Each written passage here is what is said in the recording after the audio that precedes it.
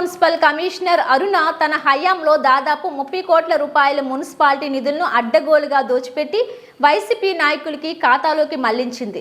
YCP నాయకుల యొక్క ప్రోత్సాహంతోనే ఈ అవినీతికి పాల్పడిందని, చిత్తూరు మున్సిపల్ చరిత్రలో ఎప్పుడూ లేని విధంగా దాదాపు 30 కోట్ల రూపాయలని అడ్డగోలుగా దోచి స్వాహా చేశారని, డీజిల్ పేరుతో, భోజనాల పేరుతో, వాహనాలు రిపేర్ల పేరుతో దోచిపెట్టింది. ట్రేడ్ లైసెన్స్ వసూలు, ఇంటి పన్నుల వసూలు, అక్రమాలు, కొత్త ఇల్లు నిర్మాణం, అనుమతి కోసం లంచాలు వసూలు, అక్రమ నిర్మాణాల నుండి వసూళ్లు పెద్ద ఎత్తున అవినీతికి పాల్పడ్డారని టీడీపీ రాష్ట్ర అధికార ప్రతినిధి సప్తగిరి ప్రసాద్ విమర్శించారు.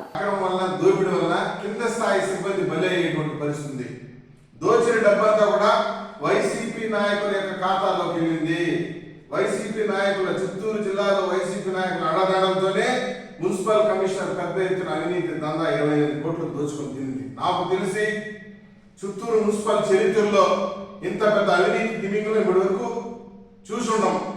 పందికొక్కులు వారు దోచుకొని తిన్నారు. టౌన్ ప్లానింగ్ అయితే ఇంకోటి అయితే పోతూ పోతూ రికార్డులు కూడా సంఖ్యలో పెట్టుకుని పోయింది మహాతల్లి. అవినీతి అంటే మామూలు అవినీతి కాదు. టౌన్ ప్లానింగ్ అవినీతి, ఇంజనీరింగ్ అవినీతి, పబ్లిక్ హెల్త్ అవినీతి. అది ఏ స్థాయికి పోయిందంటే వాహనాల మరమ్మతుకి 86 లక్షలు ఖర్చు పెట్టున్నారు. డీజిల్ కోసం 2022 అయితే 1,11 లక్షలు డీజిల్ పేరుతో కూడా దోచుకుని తినున్నారు. చివరికి మీరు నమ్ముతారు నమ్మరు, 2023 అయితే దాదాపు 35 టన్నులు బ్లీచింగ్ పౌడర్ అంట. ఏం చేసుకున్నారు? 35 టన్నులు బ్లీచింగ్ పౌడర్, 1200 డస్ట్బిన్లు, డస్ట్బిన్లు, బ్లీచింగ్ పౌడరు, లైమ్ పౌడరు, సోపాయిలు, పెనాయిలు కూడా తాగున్నారు వీళ్ళు.